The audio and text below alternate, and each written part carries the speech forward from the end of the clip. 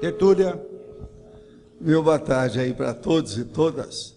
Hoje nós temos aí o paravoluntariado dentro da paravoluntariologia, que é a qualidade ou condição da consciência dedicada a prestar serviço assistencial por vontade própria, a partir de bases ou contextos extrafísicos ou parapsíquicos. Aí entra, de fato, as consciências. Mas se nós pensarmos, por exemplo, a pessoa da TENEPS ou da OFIEX, elas já estão aí dentro também, são consciências, né? Agora, aqui eu não coloquei, mas a gente pode colocar na parafatologia o paravoluntariado, que não tem logo de início, viu, Rosa? Agora, o voluntariado paraconscienciológico, a hierarquização do voluntariado, o paravoluntariado cosmoético, a paralaborterapia, a autovivência do estado vibracional profilático, a prática direta da TENEPS, a OFIEX pessoal, a paraperceptibilidade interassistencial, o autorrevezamento multiassistencial na interassistencialidade, a paraprocedência pessoal, os paravínculos conscienciais, o paravoluntariado na paratares, o arco voltaico paracrânio chakral. Agora, ainda tem aí uma série, eu li só a metade aí do texto, e depois nós falamos aí. No fim, sem a autoconsciência da consciência ilustra, quanto ao paravoluntariado, obviamente, são impraticáveis as vivências da TENEPS e a criação e manutenção da oficina extrafísica pessoal. Você já apresenta contribuições regulares, fraternas, no amplo contexto do paravoluntariado? Em quais circunstâncias extrafísicas? Agora, eu quero dizer que esse verbete é o 1021, tem 3 páginas, 39 logias e tem 7 máximos. Se você quiser aumentar alguma coisa aí, o máximo é estrangeirismologia, só falta 1. Agora, aqui também a gente pode colocar lá na culturologia, sob a paraculturologia, que eu não coloquei, eu só coloquei a interculturologia. Isso é só para dar uma visão de conjunto que dentro desse estilo enciclopédico que nós usamos nos verbetes, isso aí está bem dentro dessa linha, né? Está bem de acordo. Agora eu tenho aqui perguntas. Como agir quando nos apresentamos a determinadas pessoas, se incomodam e até agridem devido à força presencial? Primeira coisa, se a força presencial é sua, você deve arranjar o low profile, deve apresentar-se por baixo.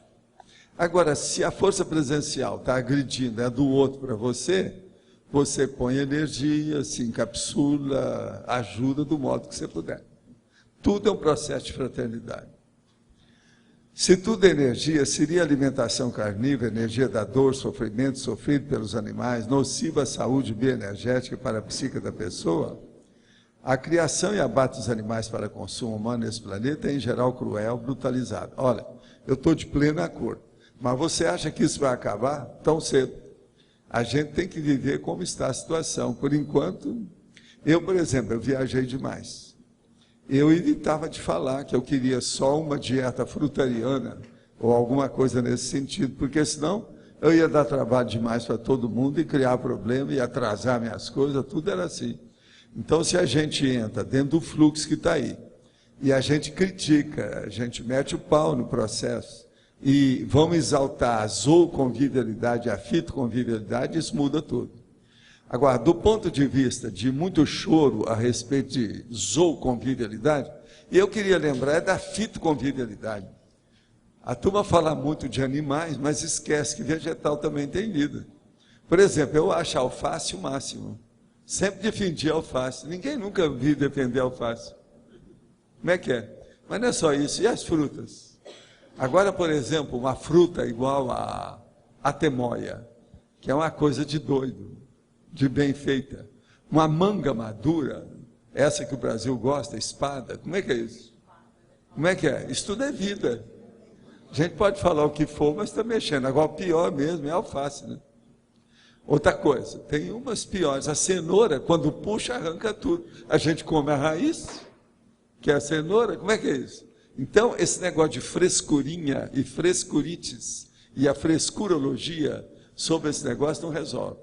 Na década de 60, a gente trabalhou muito nessa questão de dieta. E para defender o processo da dieta mais frutariana, ou vegetariana, pelo menos. Agora, o que acontecia? Tinha gente muito fanática. Foi o período pior do Brasil de fanatismo em matéria de dieta, foi na década de 60. Agora, o povo só faltava bater na gente quando a gente falava umas verdades dessas. Está todo mundo querendo deixar. Agora, o que se passa? Eu estive no Japão, por sinal, foi na época que o cara lá da maior dieta morreu.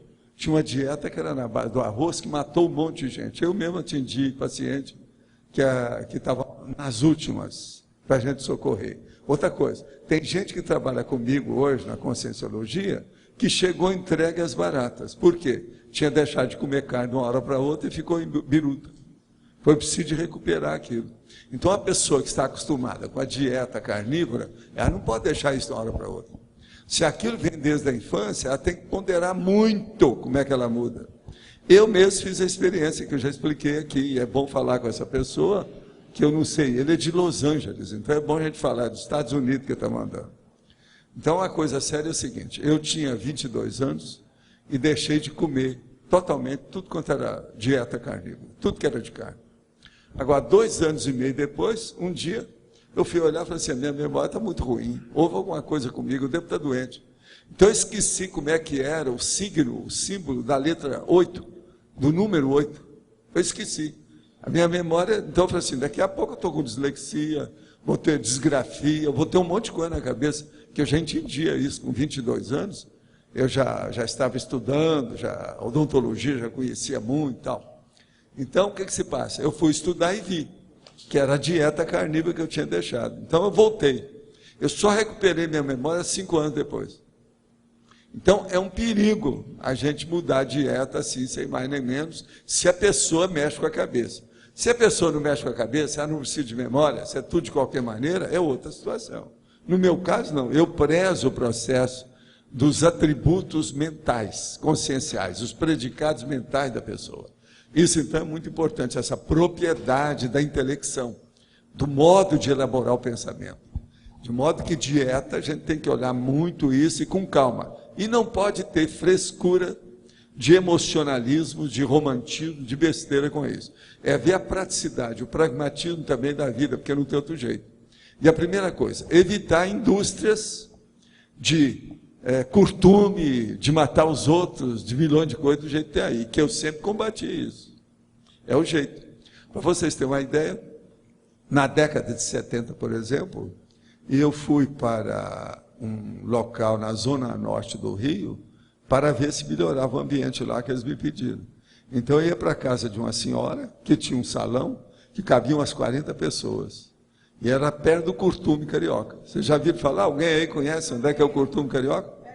E eu ficava lá junto da casa da minha amiga para melhorar o ambiente. Com o passar do tempo parece que deram um contra naquilo lá, andou melhorando. Agora, foi depois, eu fui lá para trabalhar o holopensene, que me pediram. Eu ia praticamente toda semana lá e tinha uma reunião. Só cabiam as 40 pessoas. Depois eu tive que parar com a reunião. Por quê? Tinha 40 pessoas só e eu 80. Então, não tinha mais, o povo ficava na rua, falei, não dá mais, vamos embora. Aí eu parei com essa reunião. Pois é, não, tinha mau cheiro. Mesmo na época, quando eu tinha lá, ainda tinha mau cheiro. Agora, gente, eu quero dizer para vocês que vai ter uma mostra de cinema sobre a Palestina, 1948-2008, 60 anos de Al-Nakba, a catástrofe, que é a realidade da vida palestina sob ocupação militar de Israel. Quer dizer, é justamente a demonstração aqui dos processos do Said, o Eduardo Said. Então, vale a pena ver como é que vai ser essa mostra de cinema com esse processo. Aqui tem os dados, é do Shopping Cataratas, o JL, sexta-feira, 28 de 11, às 10h30, e dia 29 é sábado. Se alguém quiser ver, está aqui com todos os detalhes, vale a pena ver. Parece que tem mais gente que ainda vai falar sobre isso aí. Agora, outra coisa que eu vou aproveitar para falar, dentro aqui do meu departamento de prestação de serviço. Tem uma coisa aqui, que a gente já desconfiava, já tinha essa hipótese, eu mesmo andei analisando isso há muitos anos, e que agora parece que já tem as experiências, as pesquisas, investigações que confirmam. Órgão do mesmo sexo do receptor aumenta a sobrevida após transplante. Vocês estão entendendo? Não? Então, por exemplo, uma mulher, ela, se for possível receber transplante de outra mulher, é melhor para todo mundo. Se é um homem, se for receber transplante de um homem, é melhor para todo mundo. Mas no meu caso é pior ainda. Eu falava, se é uma criança, se vai receber o órgão de uma outra criança, é melhor ainda, do mesmo sexo. Então, ó, a possibilidade de sobrevivência de longo prazo, após um transplante cardíaco, aumenta quando o paciente que recebeu um novo coração é do mesmo sexo do doador. Revelou um estudo de uma equipe da Universidade Johns Hopkins, em Baltimore, nos Estados Unidos. Então, vocês por aí, vocês estão vendo que tem as análises, tem as coisas todas, e vem confirmando o processo de transplante. É uma coisa interessante isso aqui. Isso aí a gente já discutia há algumas décadas aí para trás. E eu já falava sobre isso. Por quê? É uma coisa óbvia. É o ginossoma e o androssoma. Os processos da energia são diferentes. Os hormônios são diferentes. Então é muito importante. Outra coisa também importante que a gente seguir, que é isso que eu estava falando, é seguir não só o sexo, mas o processo de idade e outras coisas mais. Se for, é melhor. Então, por exemplo, uma pessoa está recebendo transplante, já tem 28 anos. Se ela receber de uma pessoa de 25, 30 anos, é melhor para ela, do mesmo sexo. Então, isso é o óbvio que a gente suspeitava, mas não havia essas pesquisas que tem aqui hoje. Em matéria de transplante, isso é muito bom. As coisas estão começando a ficar tudo mais claras em matéria de transplante. Eu acho que vai chegar um dia que todo mundo já vai ter uma ficha de transplante, sabe? Cada ano que passar, a pessoa, na ficha médica dela, vai mostrar, não, seu coração ainda está bom para o transplante, seu fígado está bom para o transplante. Está entendendo?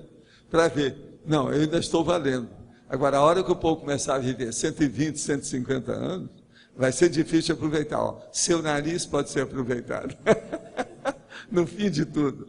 Ou senão, o hálux, o dedão do pé esquerdo, também pode ser aproveitado. Agora, gente, o paravoluntariado, eu acho que todo mundo aí parece que está sabendo o que é que se passa, né? Que hoje só tem 3 páginas, não tem ninguém aqui ainda, quer dizer que está todo mundo sabendo o que é que está se passando aí. Ô Mário, eu estou vendo que você está aí, me disseram que você vai ver lá a plataforma, que ela está fazendo muito barulho, né? Hein? Vai? Então tá bom. Aqui não pode fazer aquilo lá, que parece que a casa está caindo a hora que a gente roda lá. Então, dá, né? Tem alguma coisa que deve estar pegando, né? Agora, tem que haver um equilíbrio muito grande, né? E não colocar muito peso, né? Tem que ver um peso adequado, com a disposição também, espraiar o peso, não é isso? Até 3 toneladas. Eu ainda não cheguei nisso. Eu até vou ver se eu como mais para aumentar o peso, mas mesmo assim, que eu estou emagrecendo, né? Eu estou com menos peso, então é preciso de ver. Mas olha, então você olhando lá, depois você me fala, eu quero saber o resultado, como é que está, que eu quero ir lá e fazer uma experiência. Mas então, sim.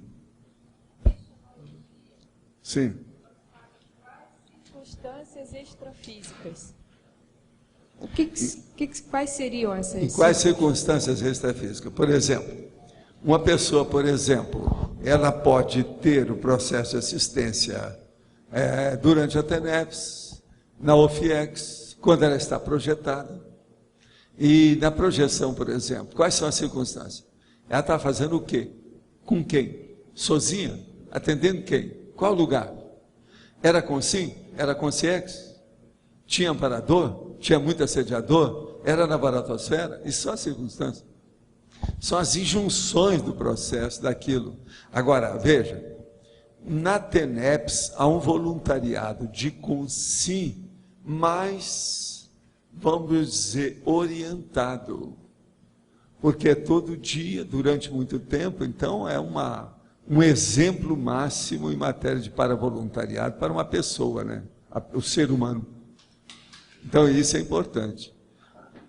Quais são as circunstâncias que levam aquele tenepsista ou aquela tenepsista a agir dessa forma? a atender esses tipos de consciência, ou esses tipos de consciência. Como é que é isso? Isso também tudo é do paravoluntariado. Agora, então, o que é bom nessa história é a gente pensar que uma pessoa está nesse corpo, nessa dimensão, é um ser humano, e já começa a agir no início da paraconsciencialidade ou da semiconsciencialidade. Isso é muito importante. Consciencialidade, você está entendendo? Então, a semiconsciência. A semiconsciência começa pelo paravoluntariado. É uma coisa óbvia. Mas então, Arlindo? Eu gostaria que você falasse o paravoluntariado, mas só de consciência. Além da equipe extrafísica, é lógico, está nesse meio, mas além disso, todo mundo... Não é só de consciência. Eu estou dizendo só... Por exemplo, uma consim, ela sai do seu corpo projetada e o amparador a leva para atender uma outra consim. Entendeu? A outra consim pode estar no corpo, pode estar fora do corpo, isso depende do que é. Tudo é para voluntariado, porque está mexendo com o processo extrafísico. Mas então, Agora, uma pessoa que pratica TENEPS, veterana, em alto nível, que tem interação efetiva, laboriosa com o amparador, é um paravoluntariado também. Então, o paravoluntariado, você tem os amparadores, a equipe extrafísica. Além disso, por exemplo, quem está no curso intermissivo também entra nessa? Também. E outra coisa, a relação de lá para cá, daqui para lá, tudo tem relação com o curso intermissivo.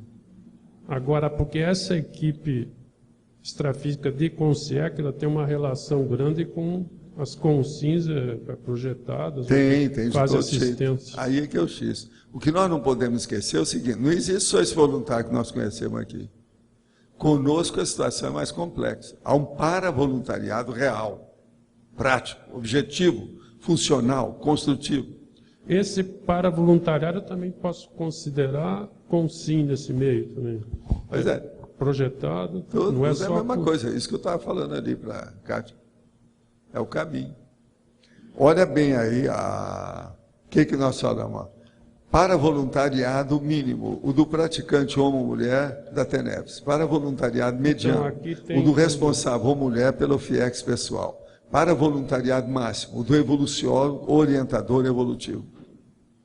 Nós estamos dando os exemplos. Porque qualquer trabalho assistencial parapsíquico é considerado um trabalho de voluntariado. Até um certo ponto. Pessoa sabe, né? Quem está praticando sabe. No caso nosso, porque pode ser um parapsíquico também daqueles parapsíquicos com problema fora, alterado, esses patológico, aí não estão pode nesse ser. meio. Não, isso não é isso. Parapsíquico Agora, do nosso meio. Tem voluntário que são patológicos, né? Ele quer ajudar, Também mas não tem como. Também. Mas isso é outra coisa. Nós estamos considerando aqui é o homeostático. Olha lá. Tema central, homeostático. Tá certo? Mas aí tem gente, pode ter também sensitivos não, o povo de da fora. máfia lá, seus amigos lá da ilha, né? Não, sensitivos aí, de fora que não estão na Conscienciologia, pode estar no meio também de voluntariado. Pode estar. Obrigado. É isso aí. Mas então, Glínia.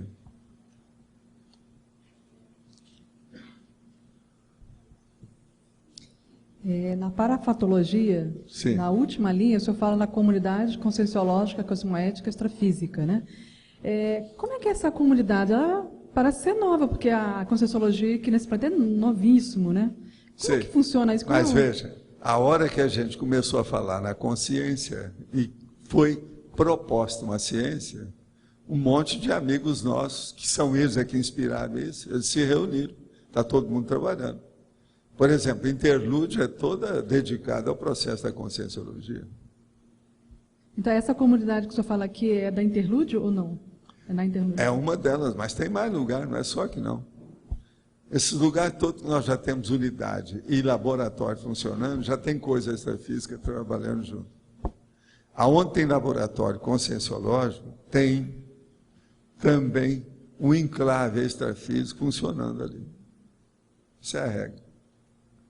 Tá. E, professor Valdo, por que, por exemplo, o Espiritismo não acessou essas comunidades, não traz mais informações dessas comunidades? O Espiritismo é uma seita cristã, igual às acessa. outras. Seita, vem o dogma, é uma coisa restrita, acanhada.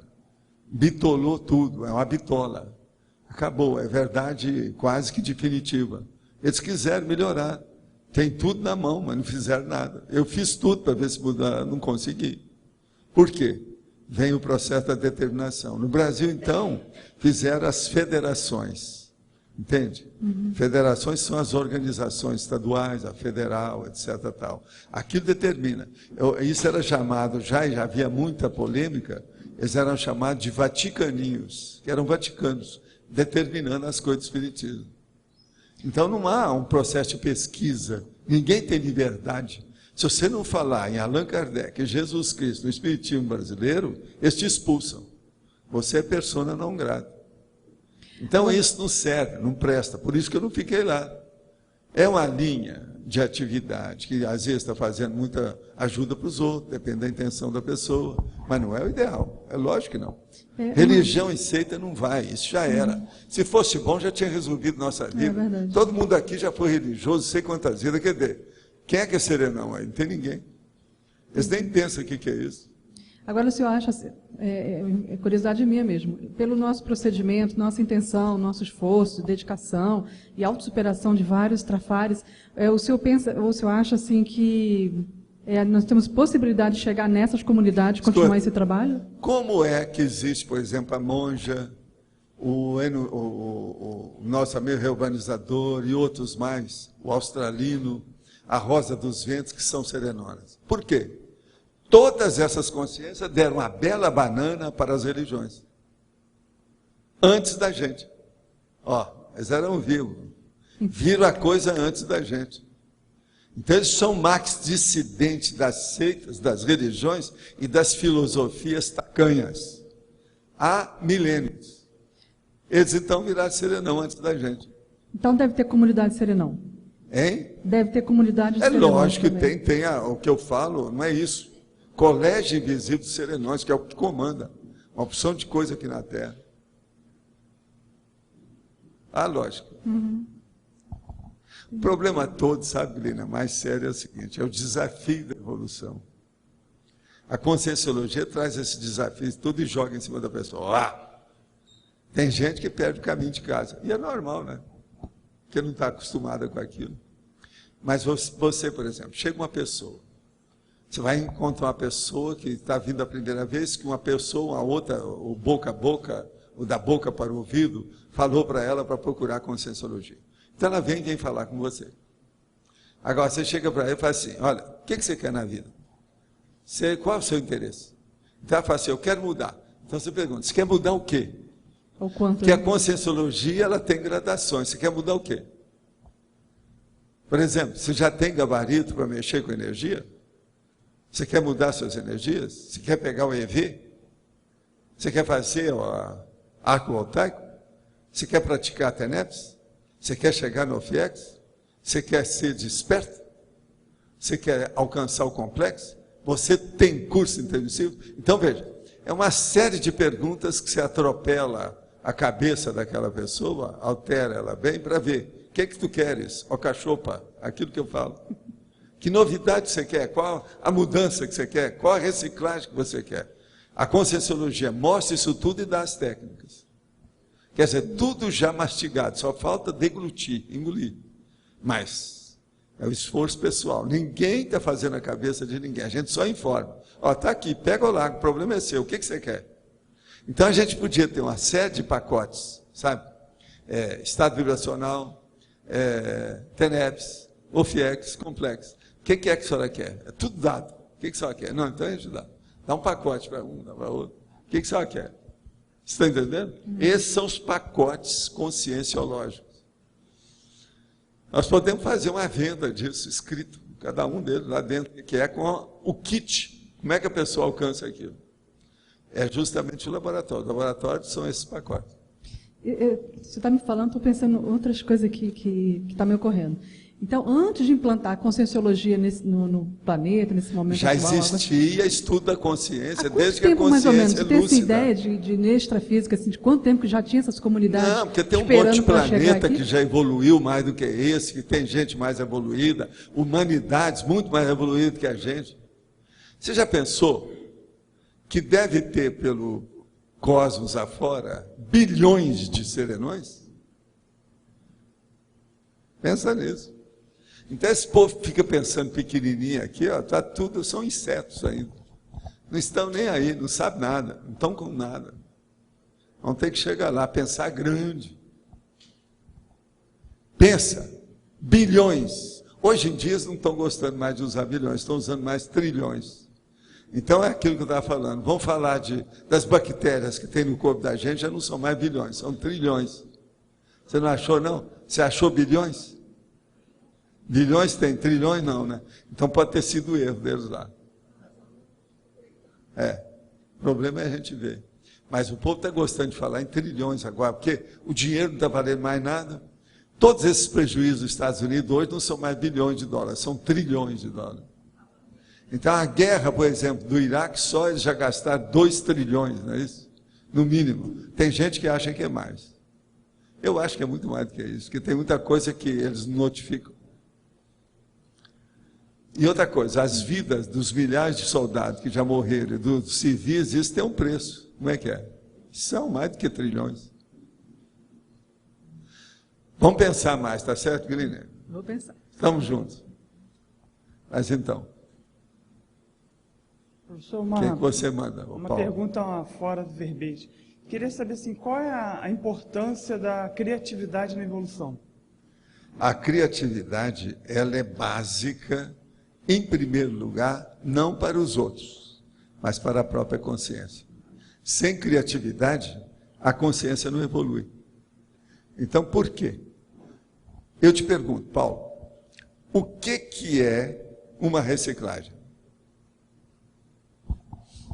Vamos analisar. É uma criação? A criação pessoal. Autorreciclagem é uma criação pessoal. Então, essa criatividade é a primeira e a mais séria de todas. Por quê? Vamos supor que você inventou uma coisa, você criou uma coisa, você descobriu alguma coisa. Se você não souber usar aquilo bem, a partir de você, você não vai ajudar ninguém. Então, a primeira coisa que a gente tem que fazer é uma criatividade que sirva para todos, mas você tem que fazer experiência com você. Senão você vai criar um veneno e dá para os outros morrer. Você tem que usar primeiro o seu veneno em você mesmo. Ou o seu ingrediente, a sua substância da criatividade em você. Você está começando a entender? Então a criatividade, ela é generalizada, ela envolve todos, ela é ampla, ela é panorâmica, ela é cosmovisiológica, e ela não deixa ninguém de fora. Todo mundo precisa de criatividade para poder caminhar. Agora, o nome que nós falamos com isso é esforço pessoal. O que é o esforço pessoal? Nada mais é do que a autocriatividade. O que você acha? Tem lógica? Toda recém, então, acaba Agora, sendo única, né? Essa besteirada que o povo usa, mas é uma besteirada positiva, dentro do livro que está aí. Que quando falta qualquer coisa, fala assim, não, agora é necessário criatividade, porque tem que usar o que está aí, não tem novidade nenhuma para pôr nisso. Se tem muita criatividade. Aí os caras começam a pensar, a tecnologia toda é feita assim, com esse negócio todo. Mas isso não é só nesse período crítico, não. Criatividade é para tudo. Senão nada funciona. Você está entendendo? Outra coisa. Não adianta a pessoa ficar rebarbativa, fazendo aquilo que todo mundo já fez. Isso é plágio. Isso é bate-pensanidade, é cópia, está macaqueando. O problema é criar novidade em cima daquilo que já existe. Não há criatividade virgem, 0 quilômetro, não existe isso. Não há nada que chega aqui novíssimo. Tudo se baseia sentado em coisas que já existiram. Sempre um upgrade. Né? É, sempre um upgrade e não muda. É sempre assim. Então as mudanças também, elas são sempre temporárias. Entende? É igual a hipótese, é igual a teoria. A criatividade é a mesma coisa. Nunca veio para ser definitivo. Então a pessoa, não, Valdo, isso aí veio para ficar. Ok, veio para ficar com modificações ininterruptas. É uma verpom temporária, né? Sempre. Então tudo é relativo. Entendeu? Se nós entendemos isso, todas as coisas também se expandem. Agora, hoje eu já falei aqui 3 vezes sobre esse negócio de expansão. São áreas as mais diferentes, tudo é um processo de expansão. Então o problema nosso é ficar tudo livre. O ideal para nós era ver o cosmos no espaço sideral. Tudo livre, tudo devassado, sem obstáculo, sem pedra no caminho, sem parede, sem janela, sem porta, sem portal, nada. Tudo sem nada. Então veja, uma anarquia de formas no cósmico. Isso é que seria ideal. Você está entendendo? Agora, o caminho que eu acho da consciência livre deve ser esse. Eles devem examinar tudo acima dos processos de forma. Por isso que o consciência não usa signo, não usa forma. Entendeu? Agora, durma com barulho desse e começa a pensar. Coloca o consciência dentro da sua criatividade.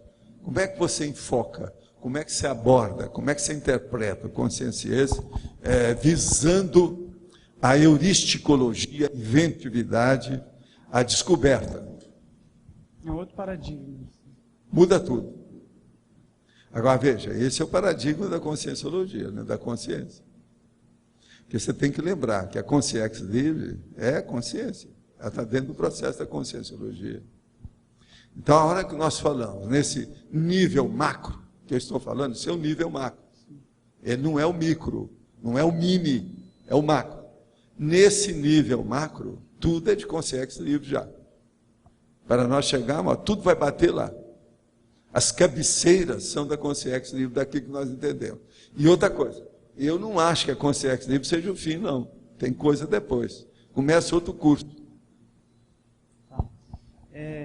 Eu tenho uma anotação de uma tertúlia que você coloca, se tivesse um evoluciólogo aqui, ele ia ser tão criativo que ia deixar o povo doido de tanta novidade. Você pode comentar um pouco sobre isso? Por exemplo, ele ia examinar você.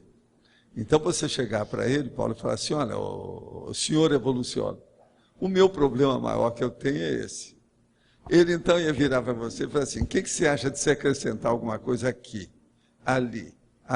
Ele ia arranjar um monte de acréscimo que você às vezes não viu. Por quê? Ele tem uma visão mais abrangente, entendeu?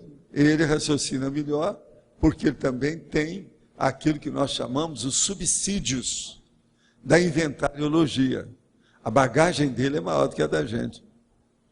Então ele enxerga mais longe e mais alto, mais ampla a base do processo da cosmovisão dele. Então, tudo que nós estamos achando que é grande, para ele ainda é microscópio. Então, ele pode ampliar aquilo. Agora, se ele vai dar alguma opinião, ele vai dar uma indicação de um acréscimo, de um ponto naquilo. Ele não vai acrescentar muito, senão ele faz o estupro evolutivo em você. Ele não vai fazer isso. É o próximo passo. Então, ele dá o próximo seria esse, mais esse, mais esse. O problema do evoluciólogo nada mais é do que o passista. Ele dá um passo na frente. É o passista do carnaval evolutivo. Ele mostra o próximo passo. Sempre é assim. Uma última pergunta. Tem um jornal do CE que parece que vai ter um portal aqui do CE. Pórtico. O nome é pórtico, não é portal, não. Esse aqui no Paraná é uma das tradições do Estado. É fazer pórtico dentro dos bairros. Curitiba mesmo tem. E uma ideia era assim, deixar escrito, se você não pensa grande, é melhor nem entrar. Parece que você colocou essa... Não, isso se eu pudesse, né? Mas eu não sei se eu posso. Mas aí fica... Se eu pudesse, eu ia fazer piada nessas coisas todas, na entrada do CAEC, na entrada do discernimento. Lá no discernimento é que seria bom. Se você não sabe o que significa essa palavra, não entre. Vai para sua casa estudar dicionário. Depois você volta. Isso é no discernimento. Tem uma porção assim, mas nós não podemos fazer isso. O que a gente pode fazer assim, do ponto de vista... Porque senão o cara chega com um cachorro. O cachorro entra e ele não pode entrar. Fica muito ruim. Então o cachorro vai humilhar o dono. Isso não pode, nós não podemos trabalhar assim. Esse aqui é o problema. O que pode ser feito na prática assim, para ajudar as pessoas a pensar grande, ou pensar Dá exemplo. Agora, principalmente, o exemplo pessoal. É o que mais sério e mais difícil. Exemplo pessoal. Você veja, eu procuro dar exemplo das minhas coisas. Nem sempre eu acerto, porque eu não tenho bons exemplos para tudo. Agora, eu tenho um ou outro que às vezes serve. E outra coisa, eu me apresento como cobaia. Com 5 cobaias. Isso é uma boa coisa para mostrar para a pessoa. E outra coisa, eu nunca desejo convencer ou persuadir uma pessoa daquilo que eu penso. Mas eu defendo o meu ponto de vista com unhas e dentes. Você está entendendo? Porque eu não estou brincando com isso. Eu sou sério nos meus princípios. Isso é outra coisa. Agora, não faço questão da pessoa me entender ou não. O problema é dela. Nós não podemos forçar uma pessoa. Tem pessoa que quer que todo mundo entenda aquilo que ele fala ou aquilo que ele escreve. Ele está errado. Se a pessoa não quer entender, você não pode estar forçando. Deixa liberdade. Liberdade, democracia é isso. O problema é o seguinte. Quando a gente fala, eu sempre fiz isso através desses 50 anos, falando para o povo, 60 anos. Sempre deixava a porta aberta. A hora que encostava a porta, devido ao vento ou ar-condicionado, falava assim, gente, ó, a porta não está trancada, não. Só chega lá que qualquer um aqui pode ir embora. E às vezes eu dava um jeito de reduzir o povo, porque estava cheio demais, estava um tumulto, já não podia nem falar, então eu começava a falar umas coisas que mexia com todo mundo que tinha escrúpulo religioso, besteira de animal e coisas assim. Então eu começava a falar de J. Cristo, por exemplo, e mostrava a realidade humana de J. Cristo. Então um casal saía, ia embora, o outro saía, daí a pouco ficava a plateia correta. Cada um sentado, bonitinho, sem os excessos. Então eu criei essa técnica, eu cheguei a escrever depois. É a técnica de manutenção do limite viável da plateia, do auditório. Toque regulador de ouvinte. Você entendeu isso? Então veja, tudo é criatividade. Criatividade é uma coisa que não nos falta. Só que que eu ainda sou muito fraco na qualificação da criatividade. Eu acho que eu precisaria melhorar muito isso. Por isso que de vez em quando eu quero pedir auxílio para o transmentor, o magista que esteve aqui. A gente tem que tirar partido desse povo, tirar proveito, em favor dos outros, de todo mundo. Esse é o caminho. De modo que vamos com a criatividade, tá certo? Não deixa a peteca cair, não. Tá? O jogo continua. Mas então, Natália. Professor, na parafatologia, Sim. eu queria entender mais, ou que você falasse mais sobre, na linha 4, o autorrevassamento multiexistencial da interassistencialidade. O caso é o seguinte, o autorrevezamento interexistencial é uma pessoa, por exemplo, que igual você já fez assistência em outras vidas. Você veio nessa e você tem uma certa tendência, vocação para fazer isso. Agora, uma coisa, hoje você já tem uma ideia de assistência diferente daquela que você tinha antes, devido ao autorrevezamento. A tendência do autorrevezamento é a pessoa passar o próprio serviço para ela mesma, para si mesma, num outro corpo, mas em nível diferente, aumentando um ponto de evolução. Então, por exemplo, antes você tinha uma assistência muito emocional, etc. Hoje você já está querendo tudo intelectual, ponderada, de discernimento. Você está entendendo? Uma coisa com maior profundidade. Isso, então, mostra que seu autorrevezamento já melhorou em relação aos outros. E existe a possibilidade de que a gente mantenha a mesma tarefa? Ou seja, não a mesma tarefa? Não, a mesma tarefa, a pessoa só deixa a tarefa, porque quando uma pessoa morre, ela não muda nada, ela continua a ser do jeito que ela é. Então, se ela vai renascer, ela vai pegar onde ela deixou, naquele ponto exato que ela deixou. Se o trabalho é bom, se é positivo, se é operoso, se é construtivo, entendeu? Então, ela deixou nesse ponto, ela continua ali. Eu, por exemplo, eu faço isso com o meu trabalho. Às vezes o computador está todo armado no ponto que eu parei. Eu vou lá, 5 horas depois eu pego ali, pego aonde eu deixei. Hoje mesmo eu fiz isso. Eu deixei o computador às 6h15 da manhã. Sabe como é que é? Depois eu vim aí no Holociclo, atendi umas pessoas, era 10h05 eu peguei. Quer dizer, mais ou menos entre as 6 e as 10, Ficou tudo lá armado para eu pegar no computador. Acabei o meu trabalho. Eu estava terminando um verbete. Um verbete que deu muito trabalho, que só a fatologia tem 33 linhas. Entendeu? Então deu trabalho danado. Mas tudo isso por quê? É aquele processo do revezamento. Isso é o auto-revezamento. Eu faço um auto-revezamento comigo mesmo na vida diária. Os livros é uma forma de autorrevezamento nesse ponto. O livro serve para manter o seu auto-revezamento e a forma holopensênica também. Lembre-se da forma holopensênica. Por exemplo, vamos supor que você, daqui 100 anos, você dessoma. E você vai ter uma nova vida. Aí você vai lá, vai ver o transmentor ou algum desses, vai te dar uma olhada dela e falar com você. Natália, você vai voltar agora para o Brasil e vai voltar para Foz do Iguaçu. Você vai chegar aqui no Paraná e vai sentir que tem alguma coisa. É a forma que você já trabalhou. Entende? Se você chegar e ainda tiver um shopping center, alguma coisa, você vai lembrar do que é que houve. Isso é o auto-revezamento. Tá certo? Então nós temos que entender esse encaixe do interesse da pessoa com o interesse da interassistencialidade. A assistência continua do mesmo jeito. Isso não é o máximo? Pois é. Agora, eu estou falando isso...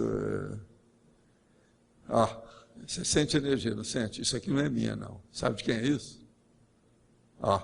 Aqui, impressionante, ó. Está sentindo?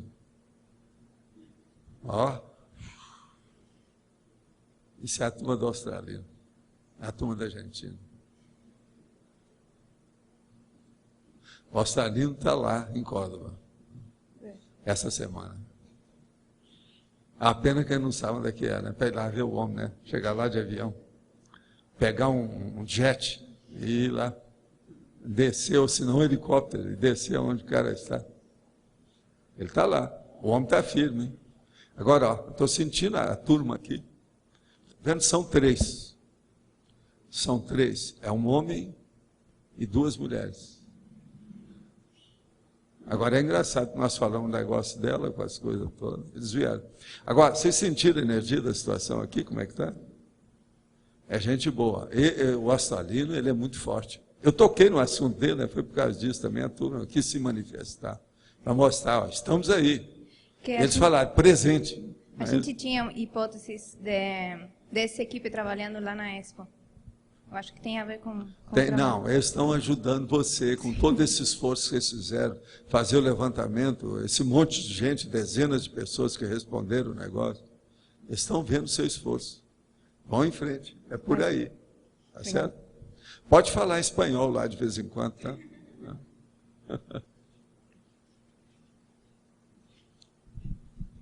Professor Waldo, aqui na página 13, sim. A trinomiologia. Trinômio para voluntariado, engajamento, articulação. Sim. Eu queria entender mais a questão da articulação nesse contexto aqui, professor. A articulação é que, por exemplo, no caso seu ou meu, que nós somos seres humanos, como é que a gente faz para articular, para ter, por exemplo, um OFIEX? Você tem que trabalhar. E eu, geralmente, coloco isso em 2 décadas, né? 20 anos de trabalho ali, de assistência diária. Com isso, a pessoa vai criar uma personalidade operosa de um nível mais avançado. Agora, isso pega direitinho para voluntariado, o engajamento que foi feito pela TENEPS, e você fica super articulado com um segundo amparador, com a extrafisicalidade, com as centrais extrafísicas. Então, o caminho disso é o quê? A dispersidade. Agora, a articulação. Para o paravoluntariado, a articulação ela é mais complexa, ela exige mais, ela é complicada. Porque você tem que se articular nessa dimensão e na outra. Por exemplo, nós podemos fazer uma série de assistência, inclusive de esclarecimento, só aqui, sem mexer com outra dimensão. Mas agora, no paravoluntariado, não é isso. Inevitavelmente tem que entrar a conotação extrafísica. Então, nós temos que ponderar isso aí. Então é a questão da preparação mesmo para um assistente. E fazer essa articulação, porque ela vem no fim.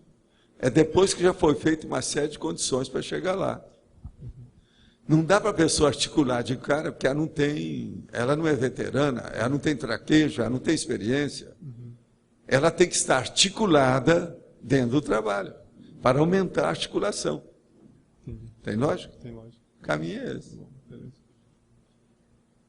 Alexandre. Boa tarde, professor. Boa tarde. Eu queria fazer uma pergunta baseado no tema, né? Como é que funcionam as equipes de parageneticistas na Ressoma? Como é que é o trabalho deles no extrafísico? Olha, professor? isso aí desde a época do meu movimento espírita, psicografia, as coisas que eu fazia de projeção, a gente nota que tem equipes para essas coisas todas. Eles funcionam lá.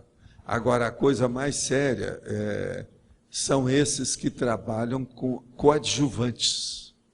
Então, havia até um nome que eu mesmo recebi mensagem, o Chico Xavier também, falando sobre os co-criadores, que é o processo da genética. Agora, por exemplo, entre nós aqui existe um desses que trabalha nisso. Você sabe quem, né? Sabe não? Não. Hayek. O Hayek já mexeu com essas coisas. Lá, aonde eu encontrei com ele, depois que ele dessomou, uma colônia lá, que era especializada nisso. Inclusive, eles tinham verdadeiros laboratórios, um monte de coisa. Entende? Para criar ambiente para isso.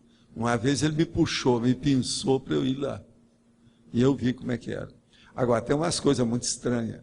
Eles tinham um jardim de árvores lá, um verdadeiro pomar lá, com as coisas, tudo colorido. Você está entendendo? São como se fosse assim, um troço tudo translúcido e colorido, uma beleza, tudo luminoso. Então, eu nem sei como é que é. Agora, quando eu saí, que eu estava lá, vi quem era, ele se encontrou comigo, falou quem era, fez eu lembrar quem era, mexeu na minha retrocognição, ele virou para mim e falou assim, ó, você pode ficar aqui algum tempo, mas a hora que você sentir que é bom ir embora, você chega lá fora e pega um galho de qualquer árvore que tenha lá, seja da própria árvore ou algum que esteja no solo, no piso. Você pega e segura aquilo e pensa em voltar, que você vai voltar mais rápido. Eu fiz. Então eu vi que tinha um galho, aqueles negócios luminosos, inclusive está no chão. Eu peguei um galho como se fosse uma forquilha, aquela duas assim. Segurei aquilo e pensei, não, eu quero ir para casa. Agora lá eu não sabia se era para cá, se era para lá, como é que era. Então eu peguei do jeito que estava, perto da árvore.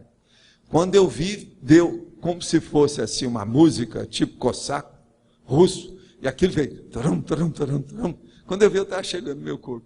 Está entendendo? Agora, veja, eu não sei o que é que eles fazem com aquelas coisas. Agora, eu penso que eles fazem tudo isso, uma das posições que eu tenho, apenas para...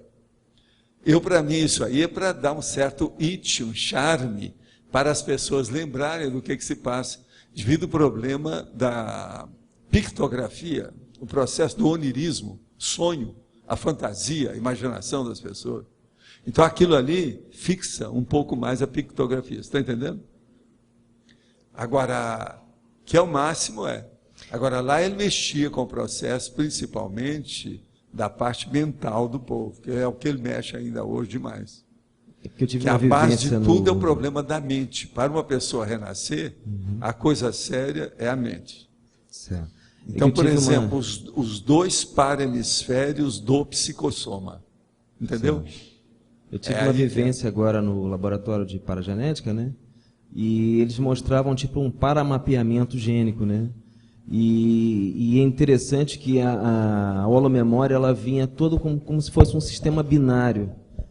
Era todo em termos de código. Então, vinha uma Equipex que falava o seguinte, olha, existem alguns códigos aqui que a gente tem acesso, outros a gente não pode ter acesso, por isso mesmo que ele vem representado como símbolo, parasímbolo, né?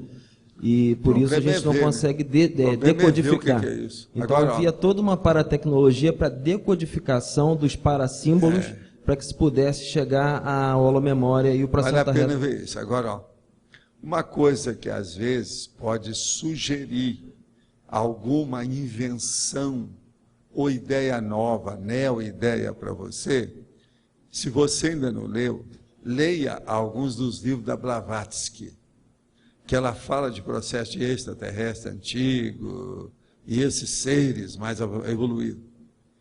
E leia também alguma coisa de ufologia, que aqui tem mais de 200 livros sobre isso. 95% disso tudo é tapiação e fantasia. Mas tem coisas, às vezes, que são importantes. Então, é bom você ler o que eles falam desses processos, o que acontece e o que aconteceu com a pessoa. Nesses casos de abdução, essas coisas que eles fazem. Tudo isso, a maioria é fantasia e bobagem. Mas vale a pena ver a imaginação e o que é que tem nisso de real. Inclusive, tem livro aí, que é um que fala sobre o cara que saiu do corpo aqui no Brasil e que foi abduzido. É livro pequeno. E tem um outro da Argentina que fala sobre Ganímedes, que é aquele satélite lá. Isso tudo, às vezes, ali, as ideias que tem ali, às vezes, vão te dar uma visão. São pequenos tópicos que, às vezes, eles falam, que, às vezes, interessam. Outra coisa é ver os livros da Jane Roberts, que o Seth escreveu, certo, psicograficamente lá, Automatic Water Writing, quer dizer, o problema automático, sabe? Através da Jane Roberts. Eu estou te dando esses três fontes, às vezes, pode ampliar a sua ideia. Pensa nisso. Obrigado, professor. Tá. Sim.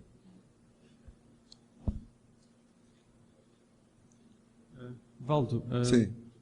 Eu queria fazer duas questões sobre vegetarianismo, que falámos no início. Sobre quê? Vegetarianismo. Sim. Que falámos no início da sessão. A primeira é uma questão pessoal. Portanto, eu fui vegetariano durante muitos anos, ainda sou, para aí a 80% neste momento. O que eu queria perguntar era se o que o Valdo falou, estava a falar de vegetarianismo puro ou vegetarianismo com produtos de origem animal, ou seja, com produtos como leite, como é que queijo. Eu não entendi isso aí. O que você quer saber? O que eu quero saber é se o Valdo estava falando sobre vegetarianismo puro. Vegetarianismo? O quê? Vegetarianismo. Vegetarianismo. Isso. Fala direito. Você está parecendo português, você? É. Não tá? Ele é fora de série. Inclusive, ele trouxe uma série de material lá de Portugal para nós agora, lá do nosso povo. Mas então, vegetarianismo, o que tem? Se estamos falando de veganismo ou vegetarianismo com produtos de origem animal, queijo e leite, de acordo com as princípios. O vegetarianismo, isso varia ao infinito. Sim. A hora, por exemplo, que você vai comer uma série de condições aí, não tem nada de vegetarianismo, mesmo esse que eles falam que tem. Porque às vezes ele está usando um óleo que é óleo animal. Então não tem vegetarianismo, coisa nenhuma. Então há muita tapiação nisso tudo. Agora, eu quando fui fazer a dieta vegetariana, você sabe, eu sou javali. A hora que eu decidi era tudo isso, foi por isso que me atacou o processo mnemônico. Entendeu? O que eu pergunto isto devido à questão da assistencialidade, da TNEPs, tudo isso, até que ponto é que bastará apenas consumir...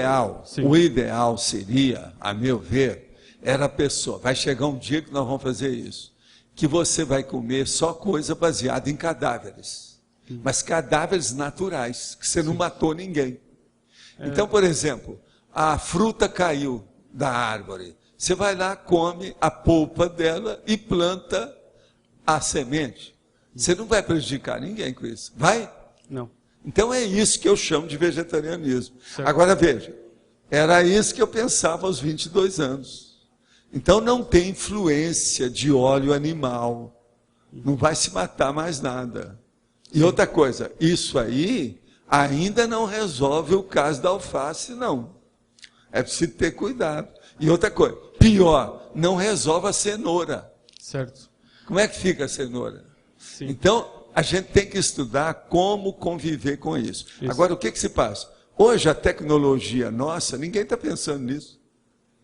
Tem gente que nunca pensou nisso. Isso ainda vai demorar quanto? Nós ainda temos uns milênios pela frente, até que o povo vai entender isso aí. Olha, vegetarianismo, ou se melhor que você quiser, que eu gosto de usar, frutarianismo, que é a fruta. Que se você comer só a polpa da fruta, você não está prejudicando ninguém. Esse, então, o povo entende mais depressa. Isso aqui é a dieta frutariana. Agora, então, você pode comer até moia e salva sementes. Você está entendendo como é que é? Já, se você for comer a Yacon, já é um problema. Que a Yacon já é uma raiz. Como é que fica? Tem que estudar. Sim. Agora, então, veja, baseado nessa questão, nós temos que olhar qual é o objetivo que você tem com as coisas. Exato. E a gente, dos males o menor. Exato. Isso é o princípio da cosmoética. Sim. Então, se você, por exemplo, começar a exigir muito, que você quer comer só fruta por todo quanto é lado, você vai dar trabalho para um monte de gente. Claro. E vai chegar um ponto que as frutas vão apodrecer, porque você não vai conseguir comer tudo, vai dar um monte de condições. E outra coisa, do jeito que nós estamos hoje, se a gente nasceu comendo uma dieta omnívora, se você começar a comer só fruta, você vai para o enterramento, para o cemitério rápido. Por quê? Vai faltar uma série de condições e de ingredientes para manter o seu metabolismo. Vai te dar um monte de alterações de órgãos e sistema do seu corpo. Você está perdido. Sim. Eu tenho uma dieta hoje mais frutariana, mas ela é onívora, num monte de condições. Hoje, por exemplo, eu comi mais macarrão e comi mais ameixa preta. Entendendo? Na hora do almoço, antes de vir para cá. Estou te falando o que é que foi a minha comida. Agora, comi também um pouco de cogumelo, aqueles partidos que estavam no meio do molho. Agora, tudo a gente tem que olhar o que é que faz. O que vai fazer? O macarrão que eu comi estava fora de sério. Eu estou dando um pouco de... né, mexendo na boca aí da turma. De modo que você entendeu, então, o que eu quero dizer com vegetarianismo. Para mim, pessoalmente, a maior preocupação tem a ver exatamente com a questão cosmoética do mal menor. Ou seja, até que ponto, tem a ver com a questão da destruição de vida. Até que ponto é que nós devemos ir? Agora, esse negócio de destruição de vida tem outra frescurite nisso que a gente tem que olhar. É aquele negócio que eu chego e faço assim, ó, estou aqui com você, então eu faço assim, ó, e engoli. Eu salivei e engoli. Degluti a saliva. Com isso, eu matei quantas bactérias? Então, você está matando bicho o tempo todo. Não tem jeito. Agora, o cara mais vegetariano, mais frutariano, ele mata micro-organismo. Sim. Então, não tem saída para isso. Então, eu acho isso uma frescura total quando a pessoa... Outra coisa, um monte de gente é vegetariano, só come vegetais, mas em compensação, ele só fala besteira. O que adianta? A mesma boca que come só vegetal, fica julgando besteira para fora. E o que eu vi disso, era isso que o povo achava ruim. O problema nosso, a pessoa não vira santo por ser vegetariana. Claro. Isso é bobagem. Sim, sim. O salvacionismo não se faz pela dieta. Não, quer dizer, a minha Tem muito mais coisas junto com isso para a pessoa se melhorar. Sim. A minha perspectiva é mais na questão da produção industrial. Ou seja, quando eu falo em termos de destruição de vida, quer dizer, também temos que ter em conta que um animal, para sobreviver e para ser criado, tem que consumir muitos vegetais. Eu vi essas coisas todas muito sérias, porque aos 12 anos eu saí da minha terra e fui para Uberaba. Uberaba é a capital do boi zebu, do guzerá, do Nelore. Você está entendendo? Então, criação de boi e vaca para corte, que levava para Barretos. Até hoje ainda existe. A exposição lá é no mês de maio. É a maior da América Latina. É onde são milhões que se faz para vender um boi. E aquilo veio da Índia. Eles aperfeiçoaram a criação em Uberaba. Então, eu sou especialista nisso devido ao processo da exposição agropecuária de Uberaba. Então eu vi tudo que você pensar de excesso nessas coisas. Claro. E gente, cada um mais rico do que o outro, com milhões só de boi e vaca. Às vezes o cara é até analfabeto. Tinha milhões no banco. Você está entendendo? Só por causa das vacas que ele criava. Agora, o que eu vi de manada de gado não é fácil. É tanto que eu fiquei doutor para saber uma boiada. Vinha boiada assim, a gente fazia aposta. Vamos ver quantas cabeças tem. Aquele que chegar mais perto do número ganha. E a gente cruzava os dinheiros lá, 3 ou 4. Eu ganhava a maioria deles. Porque aquilo passava na porta lá do bairro lá que a gente criou, que eu que levei os primeiros postes para lá e fiz as primeiras casas. O bairro ainda existe lá hoje. Você está entendendo? Então, era o local que passava o gado andando. Então a gente chegava e falava assim, aí tem 3.220 cabeças. Os caras chegavam lá e iam olhar, tinha 3.250. Agora, você tinha que olhar tudo, desde que a boiada chegou até passar pelo total. E eu olhava também o número de cavaleiros que tinha, que estava seguindo a boiada. E aquilo ia indo. Agora, olhando assim, na estrada, quando passa numa rua, do jeito que era daquele jeito, você sabe direitinho, porque você sabe quantas cabeças cabem de lote em lote. Você erra pouco. Depois você analisa tudo, tem que analisar tudo. Então o negócio é mais do que racional. Sim. Entendeu? Agora, eu às vezes acertava algumas em cima do lance, né? O negócio era seríssimo. Agora, chegava aqueles caras que estavam acostumados com fazenda, é esse que eu desafiava. Vamos ver quem é que sabe quantas cabeças tem? Vamos ver como é que é. E eu, olhando aquilo lá todo dia, eu conhecia o ambiente e falei assim, é uma covardia o que eu vou fazer, mas se quer, vamos ver. Eu ganhava a maioria das apostas. Você está entendendo? Então a gente viu tudo. Agora, gado assim, ele, por exemplo, quando passava as boiadas para ir para Barretos, o boi já estava numa situação adulta, que já estava pronto para o corte, como eles chamam. Então a gente já sabia pelo tamanho, a situação que era. Agora, às vezes tinha problema. Por exemplo, se passava outro bicho que não era, entende? O tipo de vaca e boi que a gente está acostumado já criava problema. Você sabe que tem outros, né? Que dão leite, etc. Tal. Aí já muda. Então a situação é outra. Entende? Então, por isso que eu estou te falando, eu tive experiência baseada nessas coisas. Eu quis ver se melhorava por causa disso. Agora, há 22 anos eu fiz essa aventura de cortar tudo. Foi um problema. E me deu trabalho danado para manter o negócio lá em Uberaba, comendo só dieta, sabe, vegetariana. Era muito difícil. O que me facilitou é que eu morava nas faculdades e o próximo quarteirão da faculdade era o maior supermercado que tem lá, o mercado antigo. Chama Mercadão, antigo, sabe? Sim. Aquilo me ajudava, porque no mercado você chegava lá, pegava aquelas coisas, levava e comia em casa. Mas estamos entendidos, então? Sim. Viva o vegetarianismo. E cuidado com as bactérias. Cuidado com... Tá certo? É tudo uma questão de equilíbrio, não é? É preciso ver qual é o mal menor em todas as situações. Basicamente é isso. Pronto, era isso, basicamente.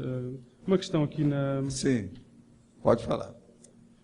6, acabativa, página 14. Ponto 5.